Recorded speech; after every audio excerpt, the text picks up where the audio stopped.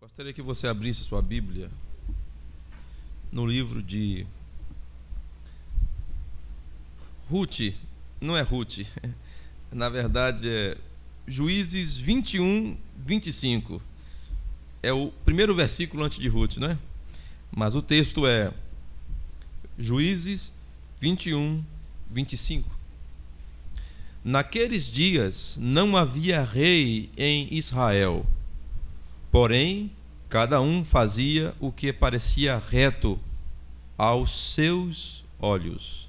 Lerei mais uma vez. Naqueles dias não havia rei em Israel, porém cada um fazia o que parecia reto aos seus olhos. Que o Senhor nos abençoe com a sua palavra. Amém. Poder sentar. Gostaria de também ler outro texto, na verdade mais dois textos, apenas para dar contexto a isto. Capítulo 20, verso 13 e verso 28.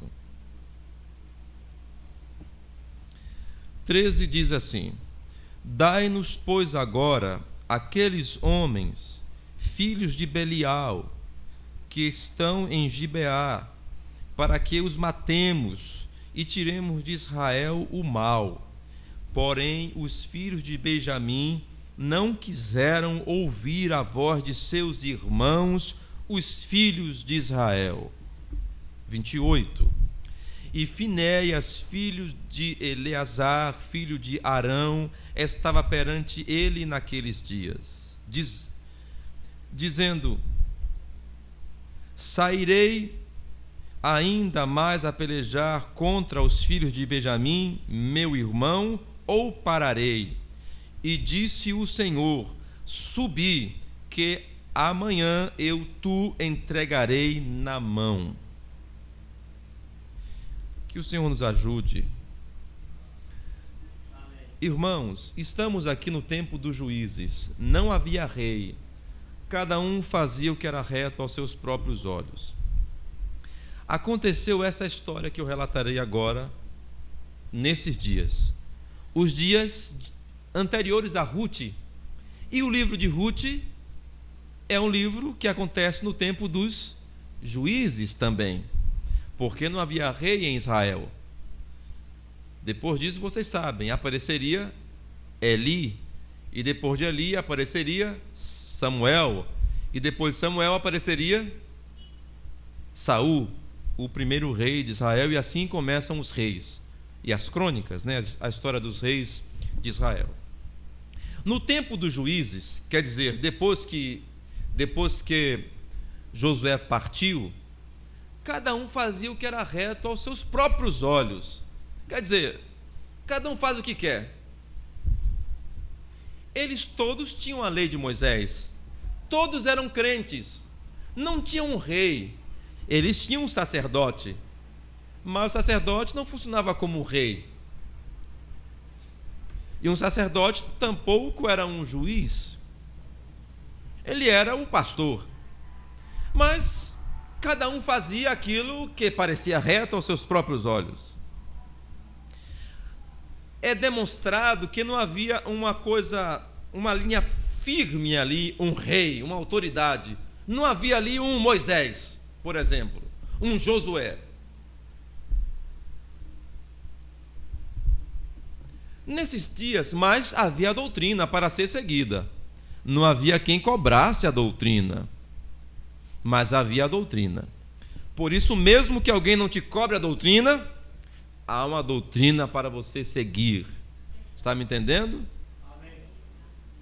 Não é porque você não sabe que se andar descalço você vai ter verme, que você vai andar descalço e a verme não vai entrar no seu pé. Ninguém disse isso a ela. Ela vai cumprir a lei. Se você pisar onde ela está, naqueles ovos dessas coisas, dessas verminoses, você vai ter verme. Então a doutrina funciona, você dentro ou fora da igreja, você ouvindo ou não, a doutrina de Deus permanece. Então você procure obedecer a doutrina. Amém? Amém. Procure conhecer o que é certo, faça o que é correto. Um levita estava caminhando pelas terras de Israel, e ele foi a certa cidade, e os filhos de Benjamim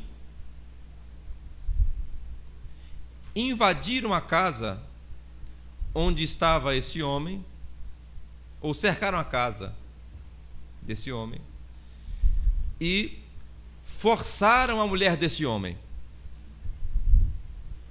de maneira que ela veio a falecer. Uns homens de Belial, eram benjamitas, eram da tribo dos filhinhos do papai Jacó, né? O caçula. Os caçulas sempre dão problemas, porque são mimados. Eu não quero uma igreja de caçulas, não quero mimo com ninguém não, porque quanto mais você mima, mais... O filho em que você menos bateu é quem mais te deu trabalho, ou quem mais dá trabalho. Alguém pode levantar a mão aqui, ou eu estou errado aqui sozinho? É assim? O filho que mais apanha mesmo dá trabalho. Irmão José é nosso ancião, é assim? Eu estou inventando isso? Quando você nega a vara ao filho, ele dá mais orgulho ou mais problema?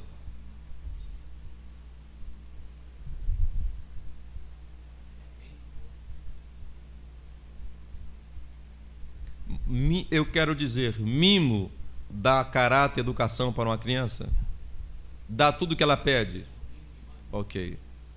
Mas o filho que você não mima, geralmente lhe dá menos trabalho do que o filho mimado, é o que eu quero dizer. Então Benjamim, o filhinho de Jacó, era um mimado também, era o mais novo. Eu só estou dando isso como exemplo. Da tribo dele, tinha uns homens de Belial, circuncidados, mas de Belial. Sangue de Abraão, mas de Belial.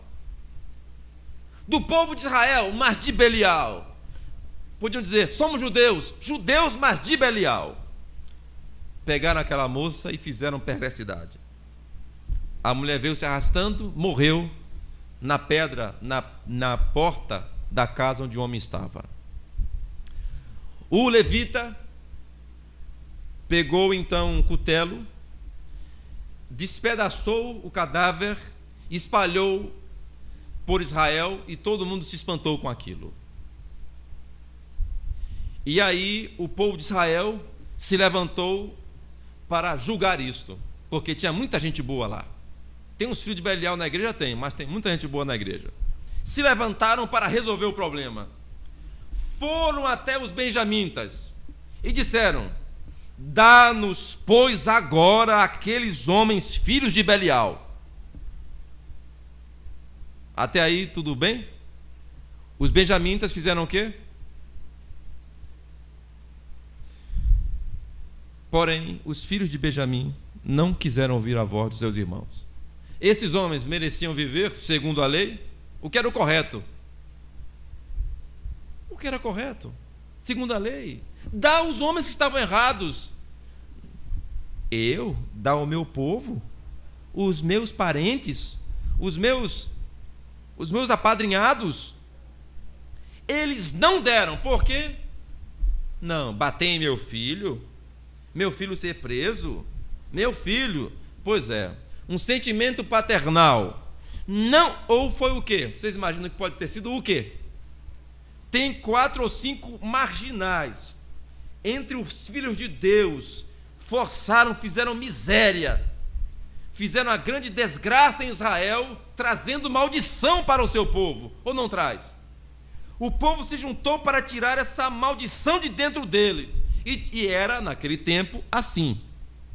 Eles deveriam ser mortos. Naquele tempo era assim.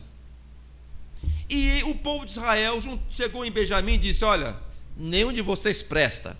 Vocês são tudo, vai tudo para o inferno, vocês são tudo... Não. O povo chegou e disse: dá-nos esses homens de Belial que está entre vocês aí. Não chegaram ofendendo, mas o orgulho... não quiseram dar. Agora paro aqui. Você tem na sua família alguém errado? E você protege ele porque é só seu sangue? Tudo bem. Eu vou te contar o que vai acontecer com você. Nunca proteja uma pessoa errada. nunca por um sentimento paternal. Vou contar uma história.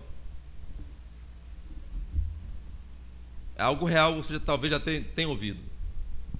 A polícia bate na casa de alguém. Um marginal se esconde lá. Eu quero que você entenda pelo lado da justiça, porque o sentimento é justiça. E eu sei que justiça nem sempre não é exatamente matar alguém, porque minha é a vingança, mas a lei é para os errados, diz também a Bíblia. E se você é correto, você vai temer quem? Quem vai querer o seu mal? Aleluia. Quem, se você andar corretamente? Disse o apóstolo Pedro.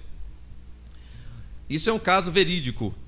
Então, o policial não podia entrar na casa onde o camarada havia se ocultado. Era a casa da mãe dele. O camarada que se ocultou era assassino de policial. Parou um carro, quando viu que o camarada era quando o motorista era um policial, esse cidadão matou a queima-roupa, sem direito de defesa, sem nada. Matador de policial.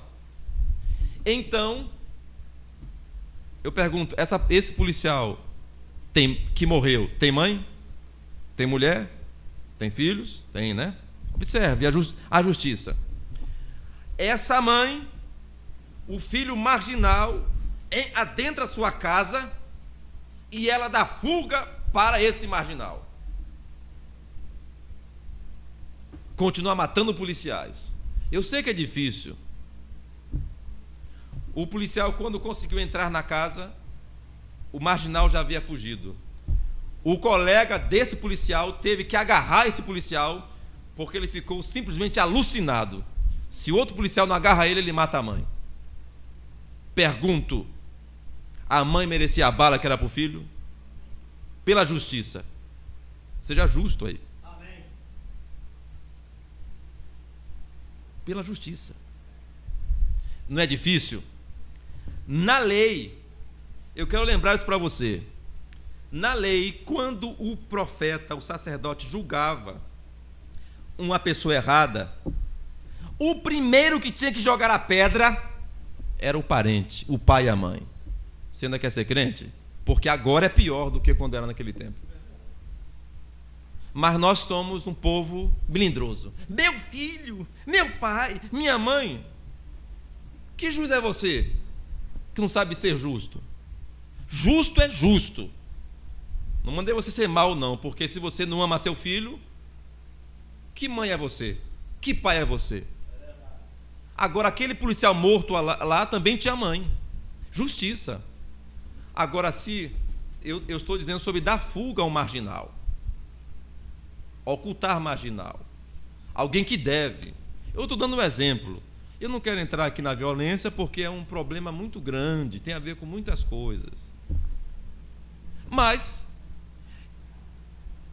eu conheço um caso verídico de uma mãe que perdeu um filho, não sei se perdeu 2 agora.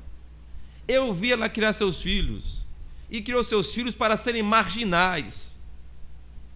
E pessoas morreram por causa daquela mãe que não criou seu filho corretamente. Então, a má mãe, uma mãe ruim, um pai ruim, é uma desgraça para a sociedade. Porque é cria de marginais. É isto. E nós colocamos a culpa onde? No governo, né? Nunca a culpa é do indivíduo, é do Estado, e finalmente a culpa, entre aspas, é de Deus, né? Nunca a gente assume. Pois é, criou marginais, porque não educou, não deu. Então, aqui na Bíblia foi a mesma coisa. Os moradores de Benjamim protegeram esses camaradas, tudo gente boa, né?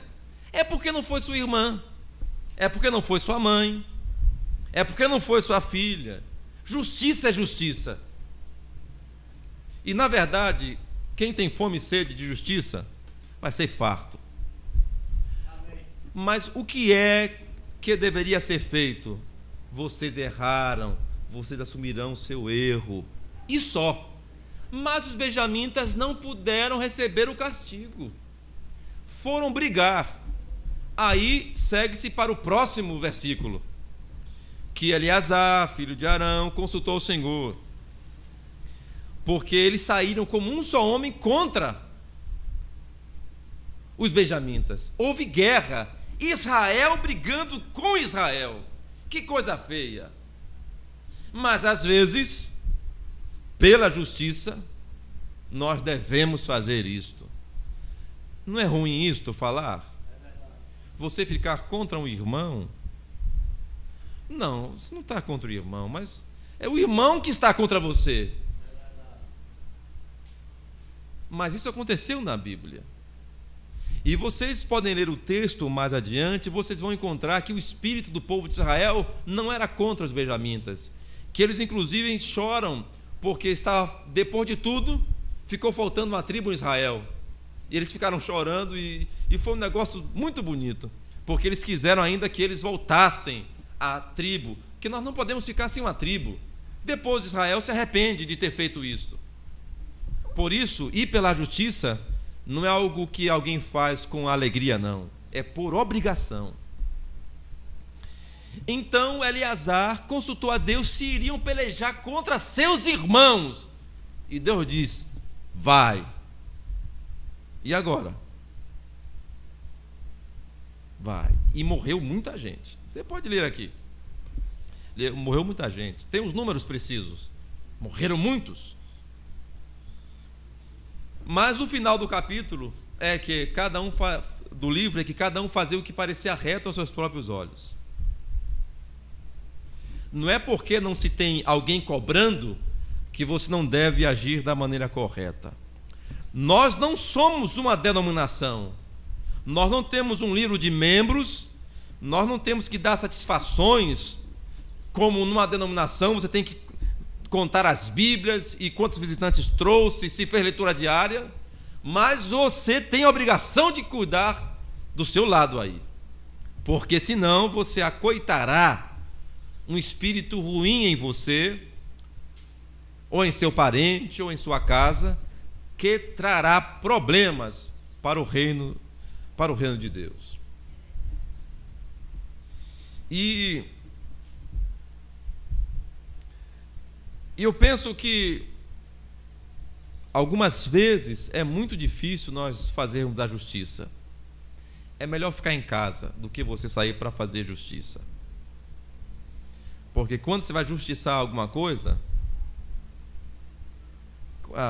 ninguém quer ficar do lado seu quando você fala da justiça. Por quê?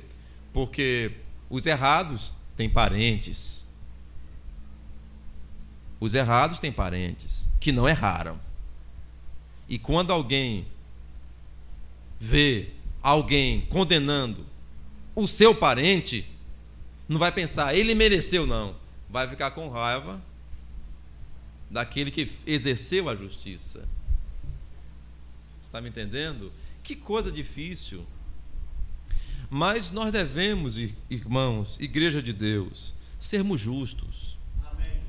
Se o que aconteceu foi que muitos daqueles de Benjamim, que eram homens corretos, que não abusavam de mulheres, como aqueles de Belial fizeram, morreram inocentemente, por causa de defender aqueles errados. É a Bíblia que eu estou citando? Então nunca defenda o errado, defenda o certo sempre. E tomara que sempre o certo seja seu parente, seja você. Mas se for você, confesse seu pecado. Quem é que nunca pecou? Amém. Se é seu parente, ele está errado, ela está errada, e só. Você vai perder sua salvação, ou sua vida, ou seus privilégios com Jesus Cristo, por causa do quê? Quer ver uma coisa? Avó, trabalha a vida toda, cria seus filhos, dá direito a eles se estudarem, ou direito de viver. Se não pôr estudar, dê o feijão para poder ele crescer, para poder fazer alguma coisa. Aí o filho cresce e O pai ajuda, como sempre, a mãe ajuda. Aí vem os netos. Aí os filhos arrumam netos fora do casamento. O que foi dito recentemente por um pastor: filho fora do casamento é um bastardo. É bonitinho aquela criancinha, e a criança não tem pecado. Mas e quanto ao adultério, à fornicação? É bonitinho? É bonitinho não dá mais vergonha na cara, não? Ter um filho fruto de fornicação? Ah, é a graça. Isso virou desgraça, não mais graça. Aí o pastor apresenta o filho, a bênção. E o pecado? Não conserta? Se arrependeu disto? E a criança? A criança não tem nada a ver com isto. Mas o pecado foi do pai, não foi da criança. Sabendo que no Velho Testamento, um bastardo não podia entrar na congregação até a 10ª geração. É coisa errada. Por isso nós devemos ensinar muito bem nossos filhos e filhas a não se aproximarem de uma moça ou de um moço, até saber que ele é o seu esposo realmente e serem abençoados por Deus aqui no altar. Amém. Mas então aí o avô acha bonitinho o netinho. E aí vai o avô trabalhar com sua aposentadoria agora para sustentar o netinho, o leitinho do netinho. Não, e a avó, não, você que vô miserável é esse? Você tem... O problema é que quem manda no mundo hoje são as mulheres e as crianças. Então, são as crianças, quer dizer, não é ninguém, né? É uma terra sem lei. Não arrumou filho? Vá trabalhar. Coitada? Vá defendendo. Tadinho. Vá, continue defendendo, você vai ver o tadinho. É verdade. Os tadinhos matam seus pais a paulada. Os tadinhos. É isto. Então eu não creio nisto, não. Um avô sustentar neto, não. Eu creio em caridade, em ajuda. Amém. Creio. Mas o trabalho está aí para todo mundo, gente. Há trabalho. Eu não quero fazer isso, eu não quero.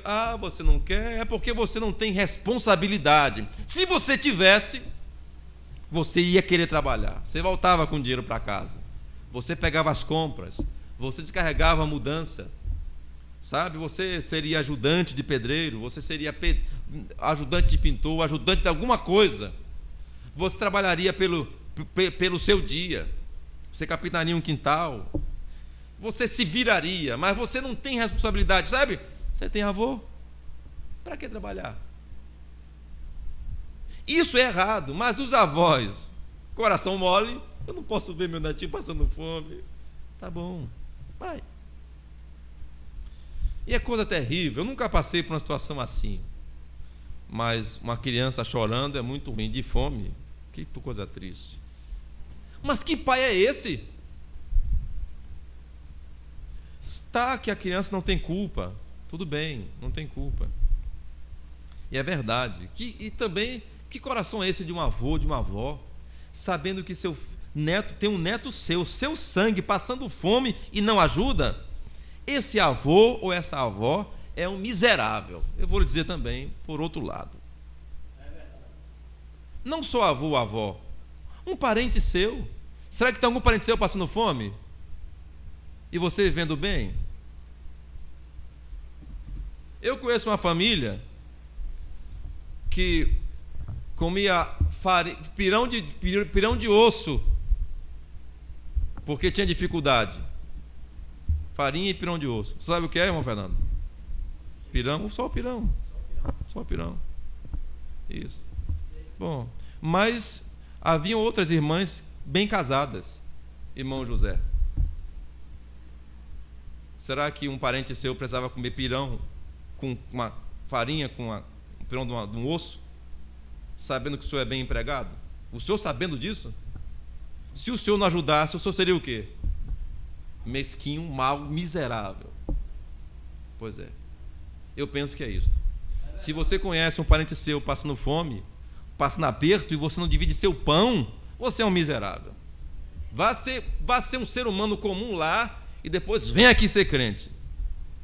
Mas aí você gasta dinheiro com outras coisas. Você tem muitas prioridades na sua casa. e seu parente passando fome.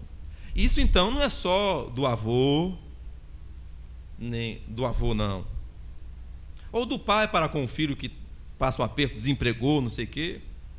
É geral. Você tem que se comover sim da criança e ajudar. Amém. E se comover de qualquer um. Agora, apoiar, sustentar uma pessoa grande, não. Ajudar é uma coisa. O que isso faz? E eu sei de muitos casos assim. Está entendendo? Muito bem, mas por enquanto só me creia no que eu estou dizendo. E alguém conhece algum caso assim? Levante a mão. Aí, uma mão só levantada, 2 mãos levantadas. Não precisava, sabe? 2 quilos de feijão não deixa ninguém pobre não, sabe? 5 quilos de farinha, 2 quilos de feijão, dá para comer muito tempo. Agora, quem passa fome não escolhe não, viu? Cozinha um feijão com alho e sal, com farinha, é melhor que pirão de farinha com osso. Amém. Sabe? Mas tem gente que passa fome e escolhe. Eu não sei. Eu já disse aos irmãos, cuscuz com ovo para mim não é passar fome. Amém. É uma comida excelentíssima. Aleluia. É verdade. É verdade. E se eu fosse você, eu comprava ovo e comia. Tá R$10 a placa, vem 30. E é bom para a saúde. Se puder ser de granja ou da terra, melhor ainda. Mas não tendo, o branquinho vai mesmo. Ele. Então, fome é outra coisa, passar fome é outra coisa. Muito bem, mas aí um pai, um avô, acolher uma pessoa errada, não. Você está assim, rapaz? Você está errado, você não trabalha. E aí você tem a obrigação de sustentar um marmanjo, uma marmanja. E os filhos dele também? Não tem. Será que, ou não será que você está mais amando o seu neto do que o seu filho está amando o filho dele? É demais. O que tem de aposentado bancando marmanjo por aí, o que tem de falcatrua por aí, os velhos sofrendo na mão de filho errado, isso não está certo não. Mas cada um, quem boa cama faz, nela se deita. Você criou seus filhos para quê? Então você ensine, e é de cedo que se ensina. Amém. Agora, quando eles errarem, você os corrija. Espero que nunca seja algo para a morte, mas corrija seu filho. Se a igreja errar, Deus me ajude a corrigir também, que nunca seja para a morte. Mas nós não podemos perder muitos por causa de um só que faz errado. Não é assim? Amém. Não podemos fazer dessa maneira. E o povo aqui dos benjamitas não fizeram isto. Tiveram a chance. E também tem isso, né? Tem uma hora que você tem a chance de resolver. É a hora do pulo do gato. É aquela hora. Mas naquela hora você não faz, aí não adianta depois não. Aí é só consequência. E tem gente que vai viver com as consequências disso muito tempo aí. Porque não vai poder sair. Era aquele momento lá atrás, quando estava pequeno. Agora já grande, que vai ter problema. Então, meus irmãos, a outra coisa que eu quero dizer é que o povo desses benjamitas, eles ficaram sem mulheres para se casar,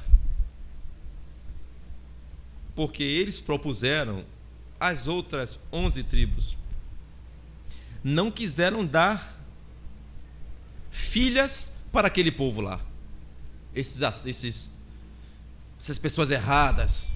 Eu dar minhas filhas para se casar com elas. Então eles roubavam moças quando iam na Vidimar ou algo assim. Então eles furtavam jovens para se casarem e viviam assim na clandestinidade,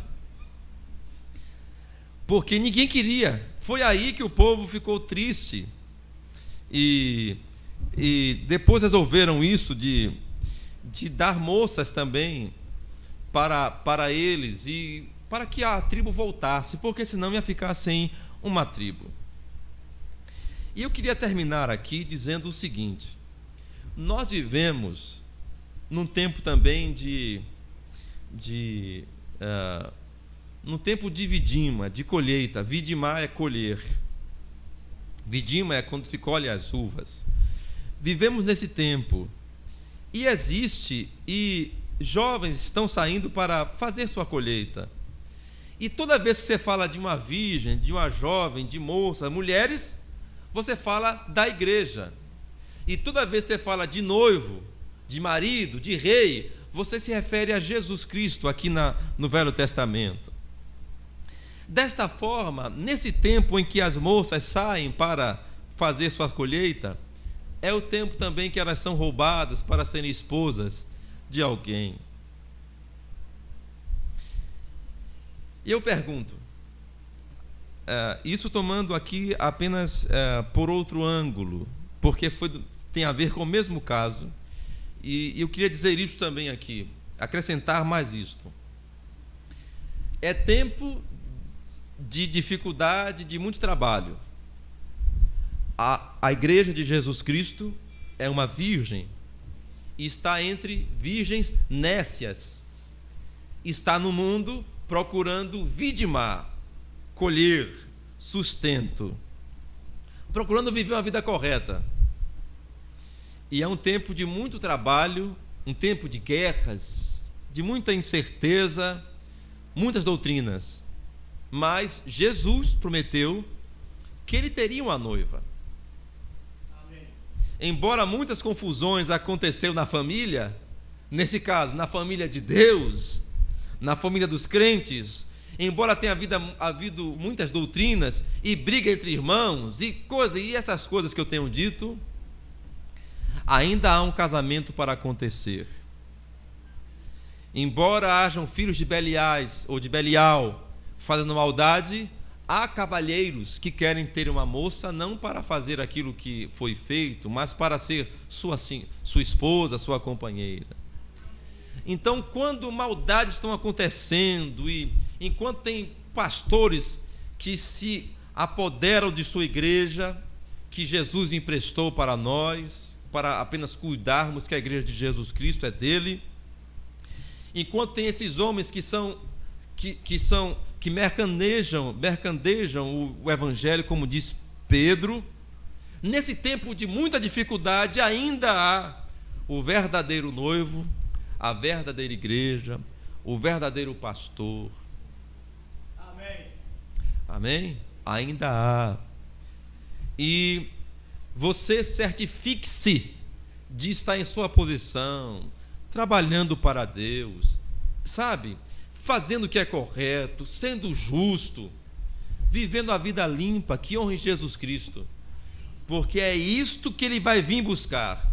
Diferente dos benjamitas que roubavam, se eu não me engano eram eles mesmos, que roubavam as moças, Jesus vai fazer um sequestro, né? É mais ou menos isto, um arrebatamento. Vai tomar uma esposa, uma jovem para ser sua esposa, e ela está entre as igrejas. E a mensagem desta última hora tem o poder de agregar a noiva de Jesus Cristo. Porque a mensagem é a palavra de Deus, é Jesus Cristo, mais uma vez, entre nós. O irmão Brana disse, se você pode crer que a mensagem veio para dizer que ele está aqui. Ele está no campo, ele está recolhendo, ele está entre nós. Por isto, seja justo, você sabe o que tem que fazer, por que você não faz? Dá os filhos de Belial para a justiça, dá os pecados para Satanás, porque é dele mesmo, viva a vida limpa, você sabe o que é que tem que ser feito, porque isso é transgressão, você sabe ali o correto, você vai na contramão, você está errado. Não faça como eu, que saindo ali de Vila de Abrantes, saí por onde eu entrei, e quando me vi, estava direto na contramão. Eu não fiquei zangado com ninguém, eu estava errado, eu não xinguei ninguém, Eu não critiquei o governo, não critiquei ninguém, eu estava errado. Então o motociclista disse, me fez sinal, eu logo entendi. De pronto, apertei o alerta e comecei a dar ré devagarzinho. Quando eu estava dando ré devagarzinho, quem estava lá atrás? A polícia. Eu não comecei a dar ré porque vi a polícia. Eu nem tinha visto, comecei a dar ré, eu estava errado. Agora você tem que engrenar uma ré só quando vê o pastor? Ou quando uma mensagem vem? Você não tem o Espírito Santo, não? Para saber que você está na contramão? E eu voltei, e o policial parou e me perguntou, você é habilitado? Quer dizer que eu não sou? Você quer me ofender com isso? Não, eu estava errado. Ele é a obrigação dele verificar se eu estava, o que estava acontecendo. Eu disse, sou, sim, senhor. Toma aqui. Você não viu a placa, não? Não vi a placa. Não vi. O que aí eu falei, apenas eu errei. Desculpe, errei. Eu vou dar. É vergonhoso demais dar ré. E todo mundo me olhando. Sou eu certo de ré? Eu estava errado. Eu vou sair criticando quem aqui? Não, foi minha mulher. Ela estava falando comigo. Nunca fui eu. Está entendendo? Será que os problemas não é você, não? Aí coloca defeito primeiro. Na verdade, o defeito é a sua família, que você não nasceu rico. É o seu defeito. Não nasci rico. Depois o defeito é, não nasci branco. Não nasci louro. Começa a botar o defeito. Você é isso, eu sou filho de índio, sou filho de negro. Como defeito. Depois, não sou rico. Porque se for rico, você pode até ser negro, mas sendo rico até dá para passar. Tudo bem. Aí, depois, se não é nada, se não é riqueza, se não é cor de pele, você vai ter outro problema. É porque eu sou mulher. Eu disse, se eu fosse homem era melhor. Está entendendo? E aí continua. Sempre você nunca assume que você tem seu defeito. Em qualquer posição, classe social, cor de pele, condição financeira, você teria problemas.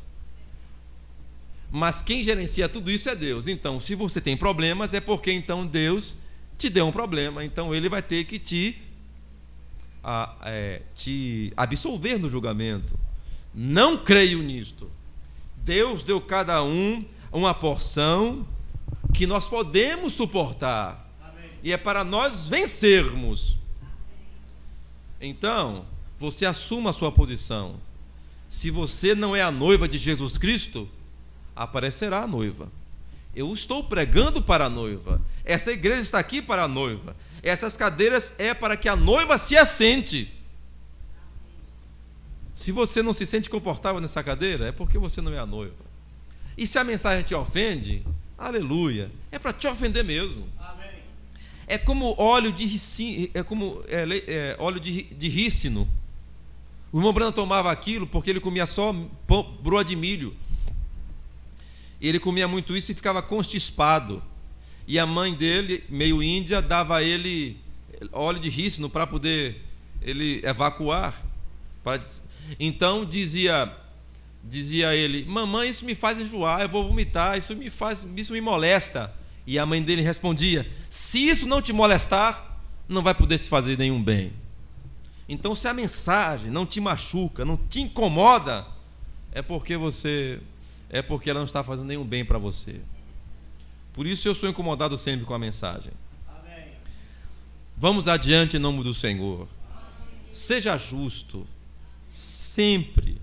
E se você errar, peça perdão. Agora, chega o tempo que você cresce.